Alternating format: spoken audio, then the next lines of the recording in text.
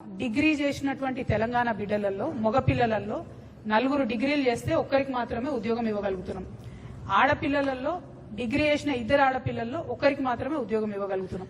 అంటే విమెన్ లో అన్ఎంప్లాయ్మెంట్ శాతం 50% ఉంది, మగపిల్లల్లో అన్ఎంప్లాయ్మెంట్ శాతం 28% ఉంది రాష్ట్రంలో.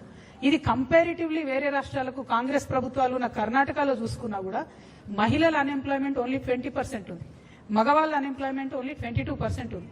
అంటే ఇంత పెరుగుతున్నాము, తెలంగాణ రైజింగ్ అంటే నేను ఎల్లనో అనుకున్నా కానీ అన్ఎంప్లాయ్మెంట్ లో మాత్రం సూపర్ రైజింగ్ ఉన్నది. దీనికి మాత్రం కాంగ్రెస్ ప్రభుత్వానికి రాహుల్ గాంధీ గారికి కంగ్రాచులేషన్స్ చెప్తా ఉన్నా. ఎందుకంటే మీరు వచ్చి అశోక్ నగర్ లో ఫేకిను రాహుల్ గాంధీ గారు, మిమ్మల్ని ఇయాలటి నుంచి మా హైదరాబాద్ లో సలీం ఫేకు అని ఉంటాడు. ఆయన సినిమాలలో మస్తు నవ్విస్తాడు మనందరిని.